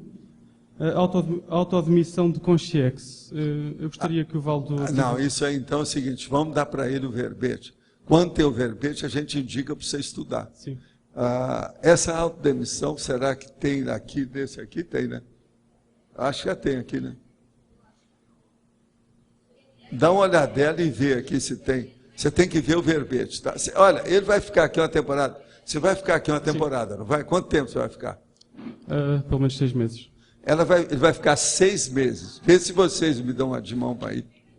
Precisamos tratá-lo bem, que esse aí é meu chapa, é de Portugal, meu parente. Tá certo? Lembra disso. Tá. Obrigado. Eles vão te dar depois, então, o verbete. Tá certo? Tchau. Mas então, Lude, vamos em frente. Professor, eu fiquei com uma dúvida num comentário. Se você disse que que a consciência ela não muda depois da dessoma. Não, a pessoa não muda. A personalidade vai e não muda nada. Ela muda mais aqui. Mas, lá, assim, quando muda, é quando né? a pessoa está predisposta. Por isso que teve o curso de DMC. É quando a pessoa quer mudar alguma coisa. Mas ela ainda não muda. Porque a mudança tem que ser feita teaticamente, na prática, na vida humana. É aqui que a pessoa mostra quem ela é. É nessa vida, com esse corpo. Mas só no curso intermissivo que a consciência recicla um traço? No curso intermissivo é que é onde começa a dar renovação. Antes disso não tem muita, não. Ah, é? Não. Se fosse, a vida já seria outra coisa. Então a pessoa morreu, ela segue daquele jeito que ela está. O povo é que coloca, todo mundo virou santo. Morreu, virou santo. Quer ficar livre dele. A maioria por causa disso. Não é porque estão agradecendo, nada não. É porque ficou livre da pessoa, não tem mais trabalho com ela. Uma boa parte é egocêntrico. Eles pensam assim. Eu achava que quando a Consex se deparava com a situação que levou a dessoma, ela mudava aquilo. Não, ela muda apenas a forma de manifestação. Ela vai ficar com o psicossoma e o mental soma. Ela perde o corpo humano e perde as conexões de energia, que é essa que nós chamamos de energossoma. Mas agora, aqui, ó, a vontade, a intenção, a elaboração de Pensene não muda nada. Senão, todo mundo ia virar santo, ia virar serenão. Então era o máximo esse negócio de dessomar. Vamos dessomar para evoluir. Não é assim. A maioria dessoma não é para evoluir ainda não. Precisava ainda de resolver a opção de coisa, etc. Por isso que tem uma opção que vai, depois fica preocupado, volta, começa a chatear todo mundo, faz assédio. Entende? Uhum. A psicoteca ela não é só para curso intermissivo, é? Como é que é? A psicoteca é só para curso intermissivo? Não, a psicoteca é para quem tem já lucidez para usar. A maioria não tem. Não adianta ter uma psicoteca, por exemplo, na baratosfera. O povo não tem gabarito para isso. Tá certo? Mas então, Fafá. Boa tarde. Tarde. Professor, o senhor conversou agora com o Paulo e nos trouxe a questão da importância da criatividade, das soluções criativas. Eu queria que o senhor nos ajudasse a entender um pouquinho mais o processo aqui que está acontecendo, da união das instituições conscienciocêntricas e da aplicabilidade da criatividade nessas soluções, né? Aspectos positivos e negativos. Isso aí é o máximo, isso aí é muito bom. Toda renovação, ela deve ser bem-vinda. E agora nós temos uma renovação que está dando para o grupo. Então a renovação grupo kármica, ela é mais séria do que uma renovação individual. Então eu acho isso o máximo. Está na hora mesmo de fazer essas coisas. Por exemplo, tem coisa aí que ontem mesmo foi falada, a própria Isabel falou ontem. Por que é que dispersa tanto esforço com certas coisas que podia ser uma coisa só? Por que, por exemplo, de contabilidade, todo mundo precisa de ter um contador? Por que não tem um para dar orientação nessa história toda? Um centro? Ou por que não se criou uma empresa de contabilidade nossa para reger todas as outras? Tudo isso nós temos que estudar. Eu estou vendo que essas coisas estão caminhando. Agora, chegou a hora, é crise de crescimento, muito positivo. Eu lembro que o senhor comentou há uns 3 anos, quando a gente estava numa reunião grande sobre se comprava ou não comprava certos terrenos, o senhor mencionou a questão da importância da sinergia, né? Do trabalho em conjunto. Trabalho em conjunto. Por que é, por exemplo, eu não estou com ideia de levar o processo daqui para o centro da cidade. Nós queremos ficar mais próximo. Tem que centralizar, fazer a convergência, a confluência dos esforços. A união aumenta a força dos elementos, componentes da união, entendeu? Então é muito importante isso aí. Dentro disso, as especializações, então a especialização são as filiais. Certo. Elas são muito importantes. O que nós estamos fazendo aqui, nada mais é, dentro da Cognops, é a sede, é a matriz. Mas tem que ter as filiais. Entende? Então as filiais é que são. Agora, o processo da Conscienciologia é o problema da matriz. Agora tem que ter as especialidades lá dentro. Isso faz parte. E isso aí vai aumentar cada vez mais. A tendência é aumentar a especialidade. Agora, uma matriz básica, ela sempre vai ter que ter. É o que equivale a uma capital. Que é a centralização de todos os esforços maiores. Porque isso aumenta. É o processo da potencialização da criatividade. Está claro? Ok, obrigado. Dom Arlindo.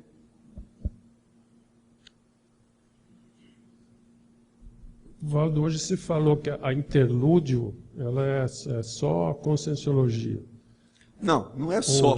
Não, ela é universalista. Toda dedicada à mas é dedicada, sem dúvida alguma. Agora, eu queria saber isso em termos de voluntariado. Primeiro, como que funciona o paravoluntariado lá nessa Comunex? Lá é o seguinte, se é uma Consciex que aparece, igual esse que tem, eles trabalham lá em conjugação com os processos de assistência.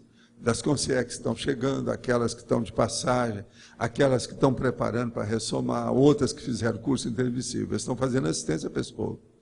Agora, às vezes também, Para mim, isso eles vão intensificar no futuro, por enquanto ainda é pouco.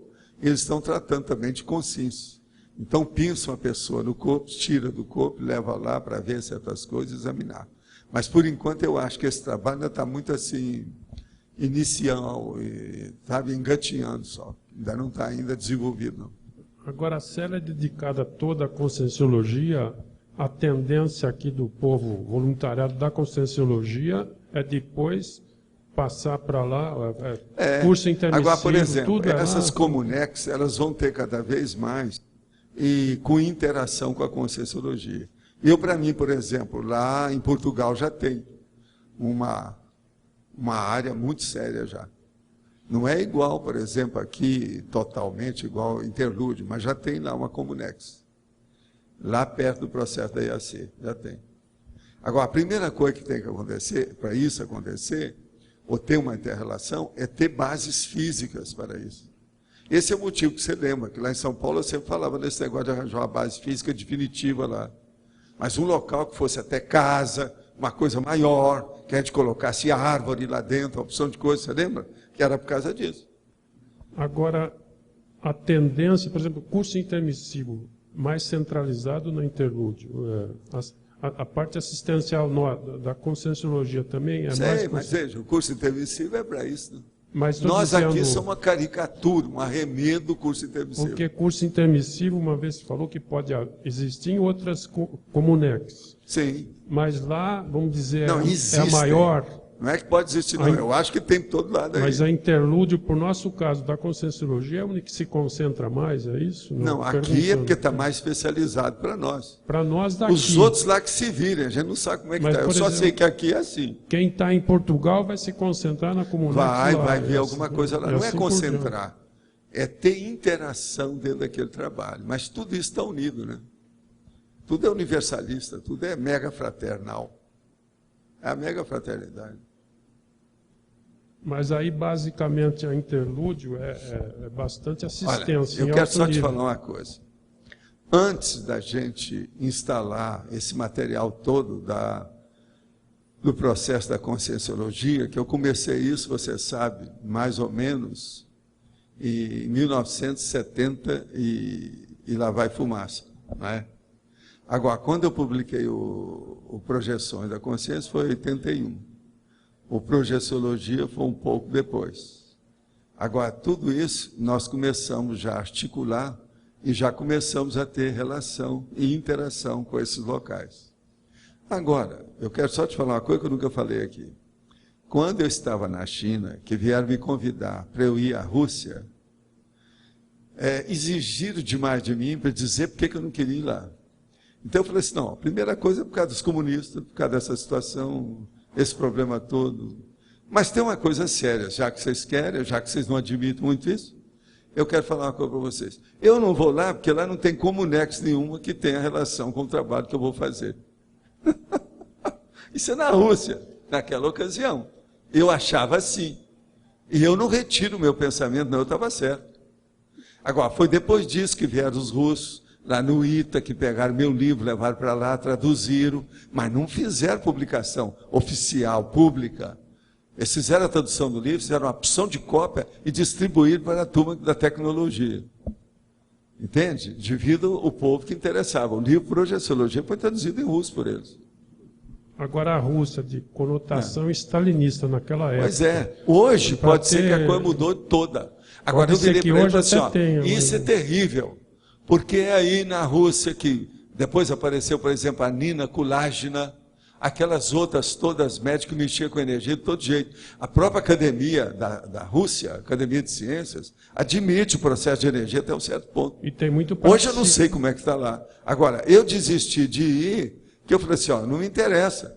Eu quero dar atenção para quem é do métier, do ramo, que esteja com a gente aqui, porque a gente está começando. Nós temos que juntar as forças. Se eu for lá, eu vou ficar dispersivo. Esse foi o último argumento que eu tive para colocar o povo no lugar, para eles desistir de mim. Que aonde eu estava fácil de ir para a Rússia. E eles arranjavam tudo, documentação, embaixada, aquele negócio todo. Agora, só uma coisa que me ocorreu. Hoje em dia, Existe uma Comunex para a China, para o pessoal da China, hoje em dia, avançada, Comunex? Já tem, lá já tem. Né? Não há dúvida que tem. As coisas sérias. Agora, com esses que foram para lá, né, a gente nem sabe como é que é isso. Eu não tenho ideia. Agora, tudo isso mudou. A própria Rússia também mudou, né? A gente não sabe hoje como é que é. Pode ser que tenha. Né? Sei lá, né? Agora, isso que eu estou falando tem mais de 40 anos. Esses últimos 40 anos, a Terra é outra. Tudo mudou. Porque regime fechado também ele não vai facilitar ter Comunex. Não, e não vai. É outra coisa. Eu já tinha visto, na verdade, eu vi na minha vida 6 ditaduras. Eu já estava saturado de ditadura. Eu vi ditadura no Brasil, no Paraguai, na Espanha, em Portugal. Não é fácil. Tudo quanto é lado, eu já estava cheio disso. Na China, aqueles caras lá morrendo, lá no mar, lá. A China foi brava. Na China, aquilo lá não era fácil. Na época do mal foi bravo. Lá. Pois então, eu vi isso tudo, muita coisa lá perto, eu estive lá perto. Só não quis entrar em outras coisas porque ia ser pior. Aquela revolução cultural lá que eles chamam, que matou mais gente. Aquilo é uma loucura. Igual pior é isso, né? Quem matou mais foi Stalin.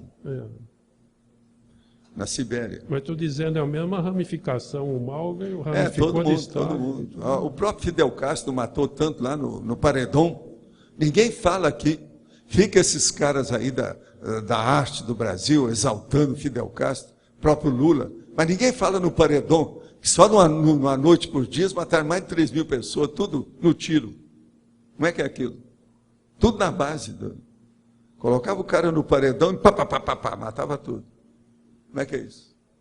E tem intelectual aqui que apoia muito. Pois é, estão por fora, né? Mas então, Dom Eliel. Professor Waldo, é o seguinte, o senhor coloca aqui na definição que para o voluntariado, ele está na questão de uma condição, certo? Nessa condição, você já começa a preparar o seu próximo curso intermissivo?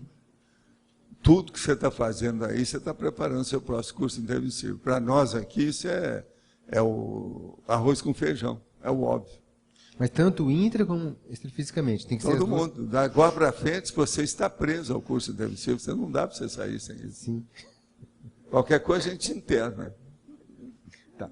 Agora, tem gente aí que já me falou, me interna lá na Interlúdio. Para ser bonitinho. Tá. Na página 12, sim, na parafatologia, gostaria que chamou a atenção foi a comunidade conscienciológica cosmoética extrafísica. Sim, é o que nós já falamos aqui. Isso. Existe relação direta com a central extrafísica da verdade? verdade? Lógico, é o óbvio, com a nossa, com as coisas todas. Uhum. Eu já falei em outros textos sobre essa CCCE. Uhum. Quando eu comecei a falar na CCCI, eu comecei a falar na CCCE. Já tem muita coisa. Não é só esse verbete aqui, não. Tem outras coisas. Tem. Até na prova caiu, né? Eu estou lembrando bem. Agora, o que é engraçado é que depois que falaram na prova, toda hora aqui tem gente falando na prova.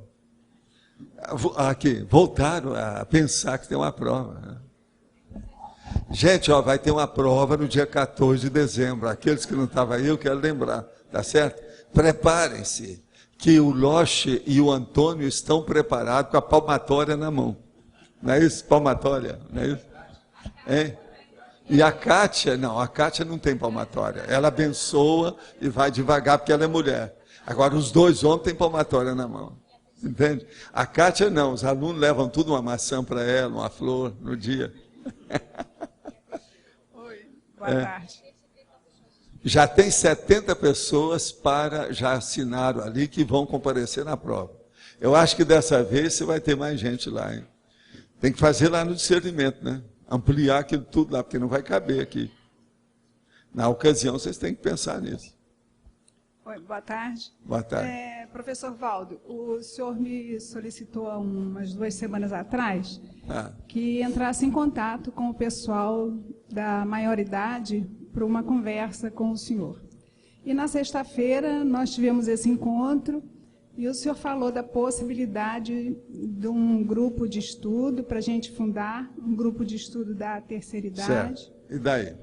Daí é o seguinte, depois da reunião algumas pessoas ficaram meio oscilando. Eu gostaria que o senhor explicasse mais para a gente os objetivos do grupo, porque houve algumas dúvidas, o pessoal esperava de imediato a questão do condomínio e não, isso seria a posteriori.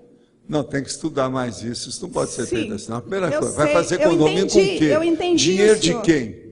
Eu entendi todo o processo. Mas eu gostaria... E uma coisa que me ficou... Essa turma hoje... apareceu lá no Summit? A turma que esteve aqui comigo apareceu lá no Summit? Eu acho que não. Apareceu ou não? Quem é que esteve aqui comigo, aí junto com ela? A turma dos longevos. Vocês estiveram no Summit? Então acabou. Então você já sabe tudo. Tá. Sabe que está havendo uma renovação generalizada. Vocês, então, vocês estão começando já na renovação. Isso está ótimo. Está ótimo. Já começa com o pé direito. Não é isso? Existe uma expectativa de um fluxo maior de pessoas da terceira idade daqui para o futuro, mais do que tem hoje? Tudo, por todo hoje lado. É uma minoria. Mas não é só aqui muito não. grande, Por toda parte vai ter gente mais velha. O cabelo branco vai dominar certas áreas aí. Em alguns países já estão começando a dominar. Já tem cidade que tem mais cabelo branco do que tudo. Outra coisa. Copacabana, se você tirar a população flutuante, tem gente mais de cabelo branco do que gente de cabelo preto. Copacabana já é assim. Já faz alguns anos. O que retempera lá são os hotéis com os turistas.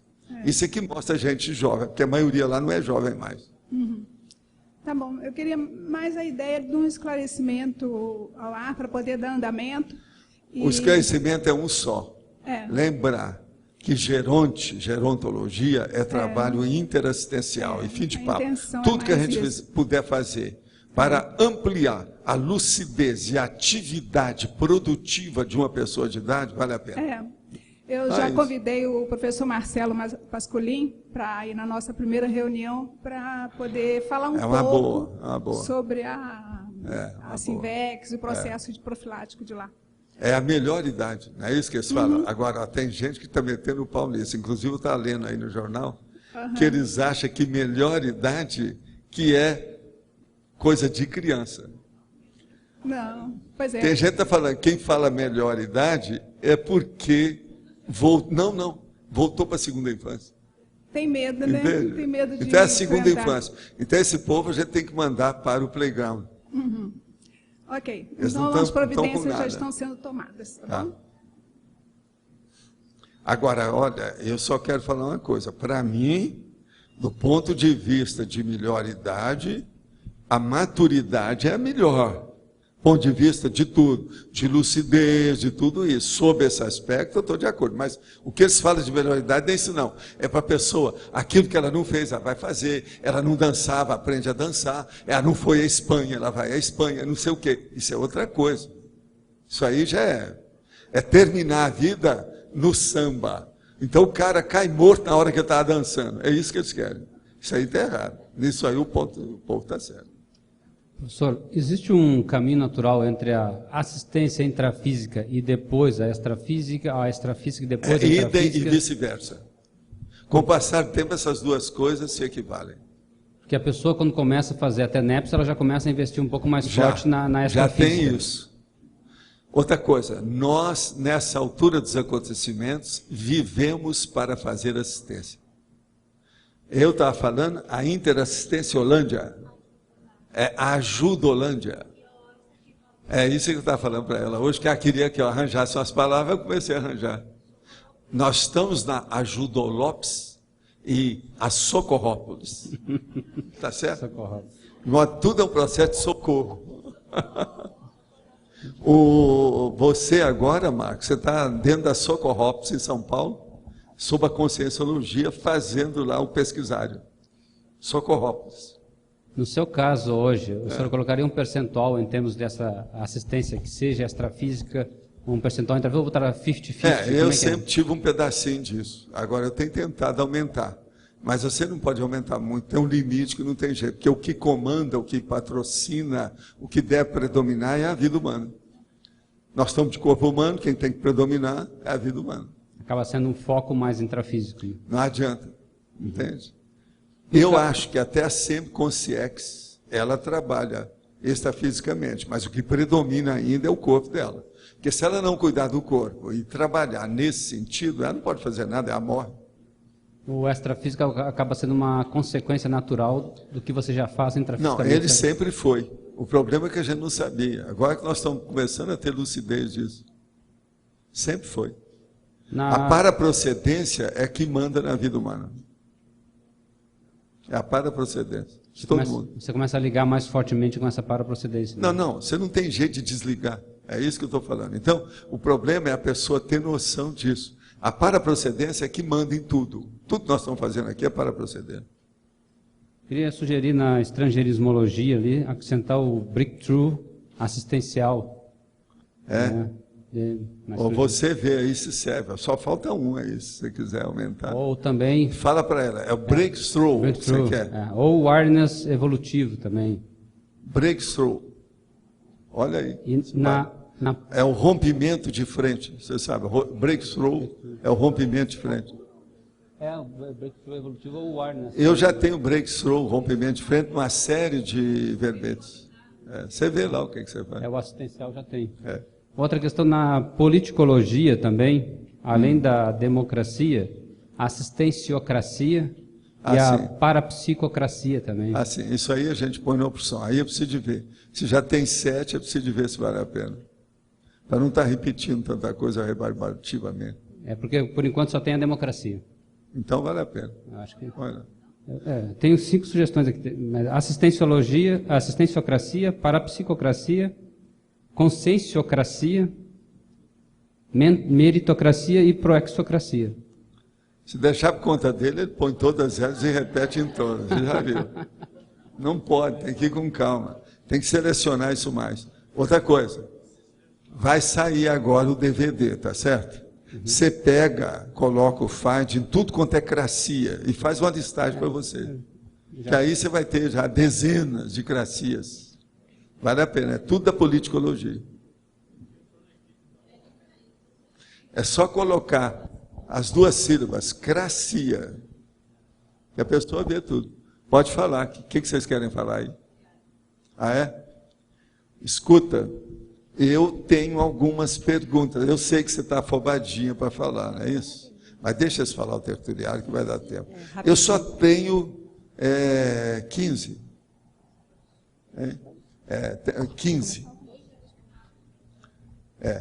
Não, são 15. Presta atenção, de 3 a 17 são 15 na minha terra. Então, 16 que eu tenho. Pode falar. Faz favor. Bom, gente, nós estamos aqui para divulgar a questão da promoção do tertuliário. A gente está com 15% nos produtos do tertuliário que nós desenvolvemos para o Cipro. Então, tem bolsa, tem caneca, prancheta, camiseta, jaleco. A gente está com uma mesinha ali no fundo da sala. Para quem tiver interesse após a tertúlia, pode passar ali que a gente vai estar vendendo. E também convidar vocês, mais uma vez, que a gente continua com o mutirão dos 400 amigos, para quem tiver disponibilidade financeira de R$60 mensais, de fazer a doação através da inscrição no programa Amigos. Quem não tiver R$60 mensais, pode dividir a cota com outras pessoas e podem deixar o nome com a gente também, que a gente está vendo que pode contribuir com 20 ou com 30 e fecha uma cota. A gente já tem uma lista de algumas pessoas e assim quem quiser doar mais também pode nos procurar e deixar o nome na lista que depois a gente entra em contato para fechar a cota de R$60 mensais.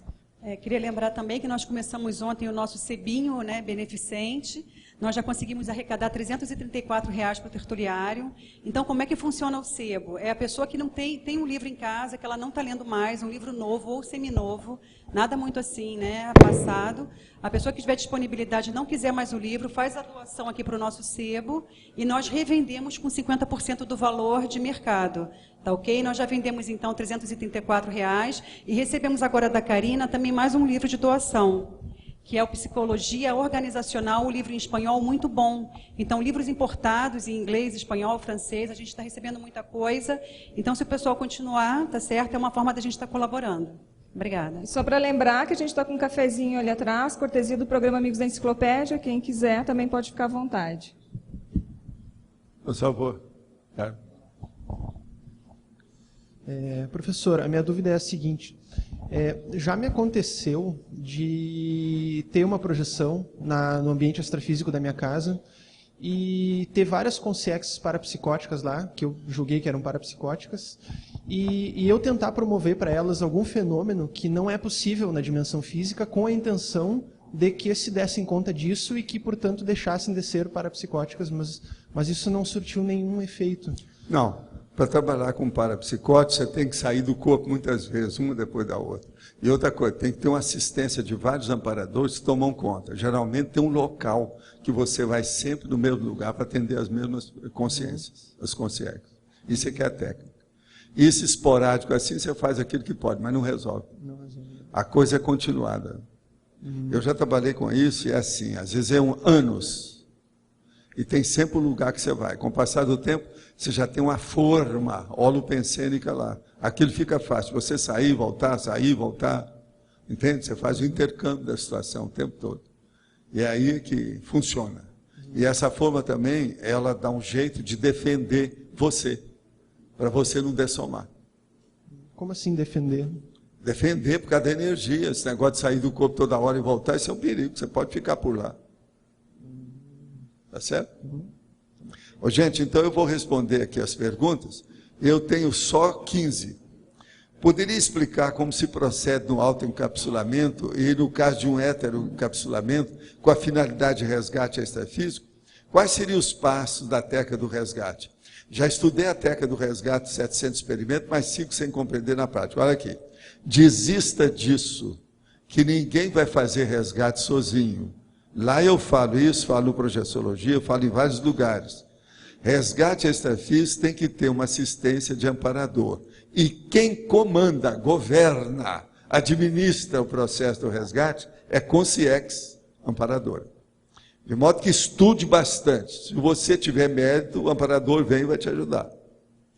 Você sempre comenta que a vasectomia é uma mutilação. Em que isso prejudica especificamente? Minha companheira não pode usar pílula e usar a minha camisinha é uma coisa muito chata. Por isso pensei na vasectomia. Pelo que pesquisei, as pessoas que fizeram comentam a melhoria na sua vida sexual. Pode me esclarecer isso? Olha, é bom você ouvir mais. Você ouviu pouco. Olha bem quem é que já teve. Você nunca ouviu ninguém reclamar que fez vasectomia, que depois deu isso, deu aquilo. Você tem que lembrar o seguinte, vai mexer no machismo do homem, que é o hormônio, processo de testosterona. Toda a vida hormonal da pessoa vai ficar alterada, vai travar o processo. Alguma coisa acontece com isso. Agora, o pior, o que acontece mais comum aí, é que depois a pessoa quer ter filho e não tem mais jeito. Morreu a mulher do cara, ele casa com a menininha que está doida para ter filho, e como é que vai ser? E ele não tem mais jeito. Então, tem uma série de condições nisso. Agora, o que eu quero dizer é o seguinte, nos estudos que a gente tem da biologia humana, toda mutilação não vale a pena. A biologia não admite mutilações. É um negócio difícil. Então, qualquer cirurgia que você for fazer, qualquer corte, qualquer coisa que o bisturi vai entrar no seu corpo, pensa bem, pensa antes. Isso é um perigo. Tem que examinar bem o que vai fazer.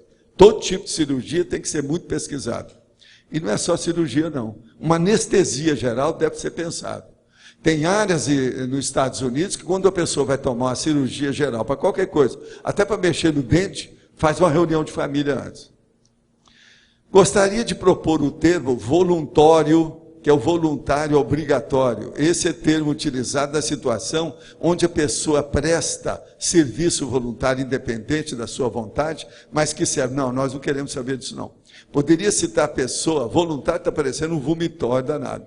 O problema todo é o seguinte, a gente não pode forçar não. O voluntário já está mostrando que é a pessoa que tem a vontade dela que manda. Agora, voluntário obrigatório, não existe isso. I'm sorry. Eu não estou de acordo com a sua ideia, não. Melhora a criatividade. Essa não pegou, para mim. Gente, vocês estão notando a lógica? Voluntário é a vontade da pessoa. Agora, você vai forçar contra a vontade, acabou o voluntariado. Então, você põe assim, ó, você quer? Faz o escravisório. É o escravão. É isso que você está querendo, está errado. O que é isso? Hein? Não, compulsório isso já tem com opção de coisa, mas veja, é a própria pessoa que faz a compulsoriedade, mas o voluntário está antes do compulsório, para funcionar. Como se descobre a procedência, a paraprocedência extrafísica da consciência? através principalmente de retrocognições e a pessoa pensar sobre o processo do curso intermissivo. Primeira pergunta que deve fazer para você: você fez curso intermissivo? Responda isso para você mesmo. Faz uns 3 meses que deixei de comer alimentos à base de trigo, soja, amendoim e crustáceo, visto que fiz exame de alergia, o raster, e constatou que eu tenho alergia a esses alimentos. Também deixei de comer chocolate e tomar café. O que devo fazer para compensar a minha dieta? Visto que perdi uns 6 quilos em 3 meses. Meu peso é 60 quilos, tenho 1,62 m. Você está ótimo.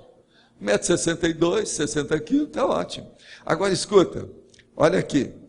Você não está perdendo muita coisa não. Crustáceo, chocolate, café, você não está perdendo nada disso. Isso aí até é bom. Eu não uso nada, a maioria dessas coisas eu não uso comigo. De modo que, vai em frente. Agora, procure, tem outras frutas, tem outra condição, vê o que você não é alérgico. Todo mundo tem alergia. Tem que examinar quais as alergias que a gente tem e aquelas que a gente não tem.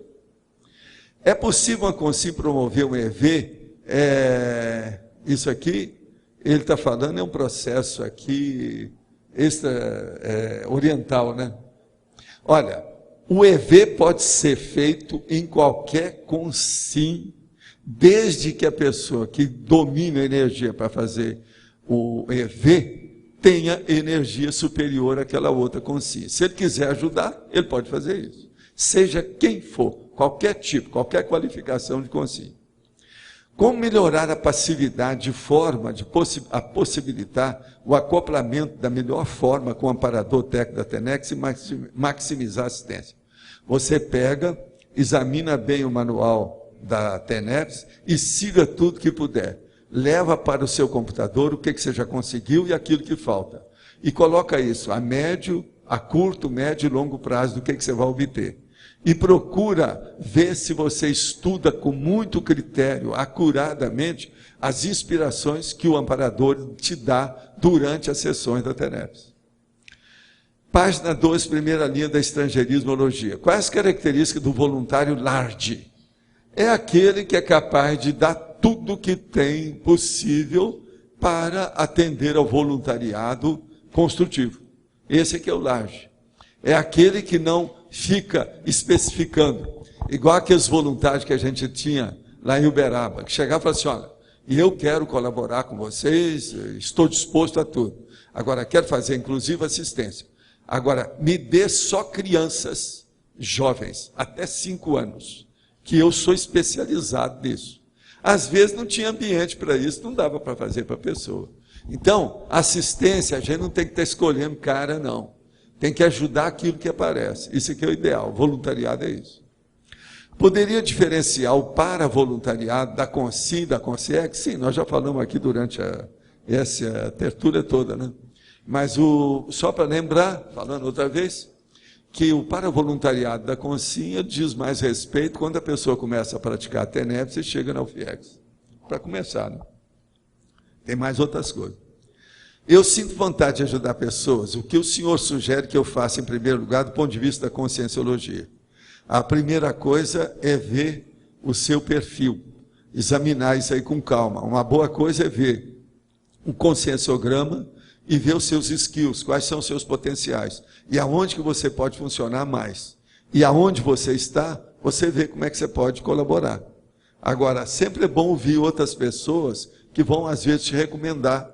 Pessoa que te conheça, que sabe como é que é, mas primeiro tem que fazer o levantamento da sua ficha conscienciométrica, o conscienciograma. Pratico a TENEPS há 3 anos e 7 meses. Tem dias que acordo com uma sensação incômoda de ter estado com consciência ou consciência de baixo nível cosmoético. Não sei explicar direito, mas parece que já fiz parte daquele grupo em outra vida, mas agora sei que aquilo é errado. Mas me dá um tipo de medo estranho quando penso em alguns lugares, como locais de prostituição, drogas, etc. Depois que faço a TENEPS, a energia muda e todo incômodo desaparece. Por favor, me explique. Estou sentindo que as consciências que esquei à noite estão me sentindo, ou é alguma coisa minha. O mal-estar é de rapport que faço com os lugares quando penso neles. A primeira coisa é o seguinte: procure fazer o desligamento que nós chamamos mais de desassimilação simpática com as consciências doentes. E fique só com o amparador. A hora que você começar a pensar nesse lugar, pense no amparador. Que assim você vai fazer uma interação maior com ele, ele vai evitar, ou vai ajudar você a evitar o assédio dessas consciências do seu passado. Esse próximo passo que você mencionou, que o evoluciólogo faz com as pessoas, tem relação com a zona de desenvolvimento proximal do Vygotsky.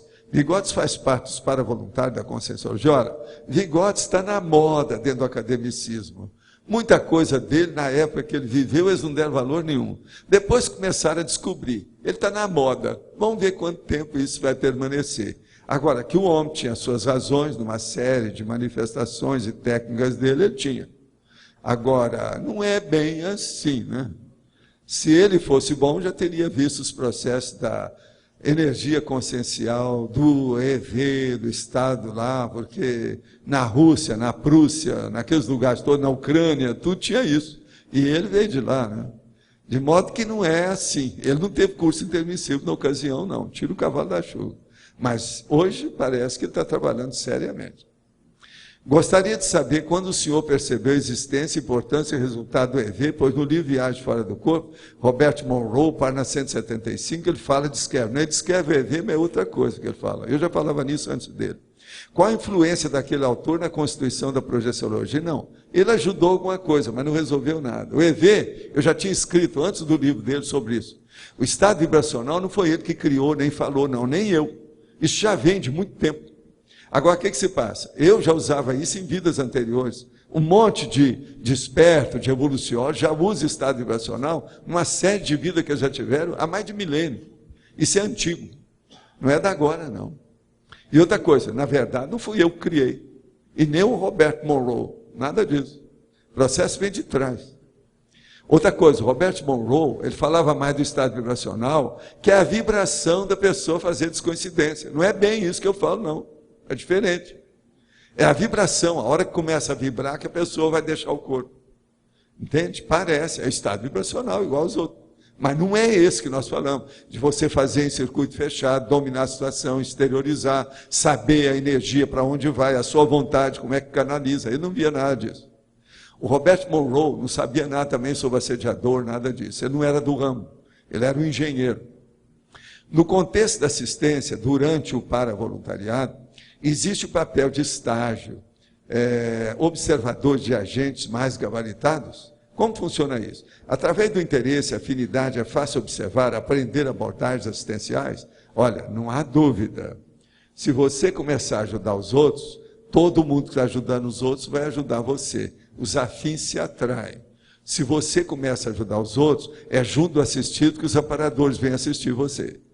Então, se ajudou o assistido, você vai ser ajudado pelos amparadores, inclusive aqueles amparadores do assistido que estão tentando ajudá-lo. De modo que essas coisas todas é trabalhar. Vamos trabalhar com assistência, que a nossa assistência que a gente recebe aumenta. O senhor falou há pouco sobre a retomada de tarefas assistencial de uma vida para outra no auto-revezamento. Gostaria de saber quais os principais pontos para detectar qual era esta tarefa e acertar mais no voluntariado, no paravoluntariado. Qual a técnica, quais ações, como detectar? Senti um banho de energia quando pensei na TENEPS. Então, começa por aí. Sabe lá se você já não fez alguma coisa parecida com a TENEPS em outra vida? Tudo é um processo, a gente vê o que é. Nunca se sabe. Agora, o problema todo é o seguinte, você domina bem os chakras principais? Você sabe conduzir as energias? Você já viu as 40 técnicas e manobras da energia consciencial? Entra por aí que você pode ir longe com isso. Meu questionamento dentro da questão que a colega levantou sobre a união das ICs, como fica a questão do isolamento da matriz da Evolucim, longe da matriz energética da CCI? Não tem nada de isolamento, não. O povo está sempre aqui, nós temos contato o tempo todo. Lá é uma matriz da Evolucim. E você deve perguntar, como é que fica a matriz da internacional, lá da IAC? Lá em Portugal, é a mesma coisa, nós tudo temos. Outra coisa, como é que fica, por exemplo, a unidade lá do pesquisário lá de São Paulo, lá na capital de São Paulo? Tudo isso são cognópolis, umas maiores que as outras. Agora, a central maior que nós temos até hoje é essa de Foz. Nós viemos para cá para isso, faz 13 anos. Nós somos mais antigos e estamos trabalhando com isso mais tempo. É lógico. Então, a matriz básica é essa. O resto tudo faz parte como filiadas ou dependendo da coisa. Você acha que temos sustentação energética intra e extrafísica? É lógico que tem. Visto que estamos tendo alguma dificuldade em relação à sustentabilidade, levar adiante alguns projetos na implantação do Matevenceno e da Socim, a questão de levar o sinal adiante. Olha aqui, o que você quer? Vocês estão trabalhando aí na Evolucim em Porto Alegre. O que vocês querem? Porto Alegre não é fácil, tudo é um processo gaúcho. Se vocês não colocar gaúcho no meio disso, nada funciona. Tudo no Rio Grande do Sul é assim, não tem outro jeito. Eles são muito provincianos interiorotas dentro da situação. É difícil, eu já falei aí. Mas veja, foi aí que apareceu, por exemplo, aquele outro IPC, aí que está a Evolucim. Os gaúchos formam uma das maiores comunidades na comunidade nossa aqui em Foz. É de gaúcho. Quem trabalha mais perto de mim é um monte de gaúcho que trabalha comigo. Gaúchos e gaúchas. Então, veja, existe muita gente predisposta a esse processo. Não pense que você está assim, não. Agora, ó, uma coisa muito interessante. Essa semana eu já falei aqui 2 vezes, inclusive no Pascalini, que é um gaúcho que está nos ajudando, inclusive em questões políticas atualmente, aqui nas coisas nossas. E ele é de lá do Rio Grande do Sul, Pascalini. Olha bem, vocês aí, a Evolucim, pensa no Pascalini. É uma boa, que esse aí hoje é um grande amparador dentro dos nossos processos. E ele é gaúcho. Eu conheci pessoalmente, o homem era fora.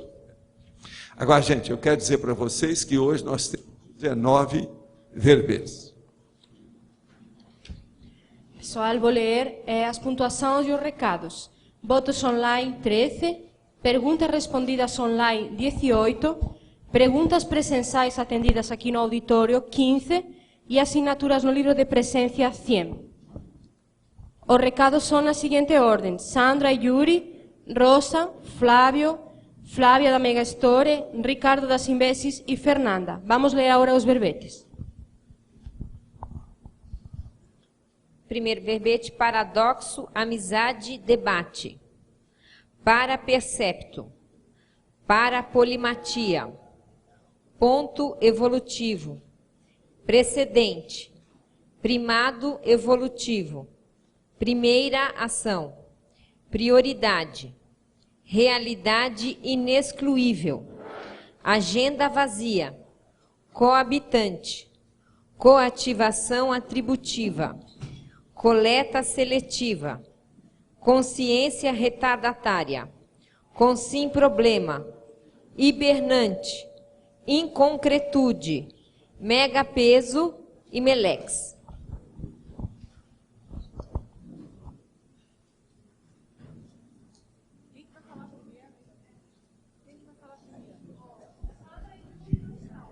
Gente, olha só, é o pedido domingueiro, né? O Amin está aqui, que ele que é o responsável pela elaboração da confecção dos verbetes, né? Então a gente está com uma pilha de verbete para grampear e a gente está pedindo assim a colaboração de quem puder ir agora para grampear os verbetes. A gente agradece. De manhã, a turma da manhã já começou a grampear, a gente grampeou uma parte dos verbetes, mas ainda faltam muitas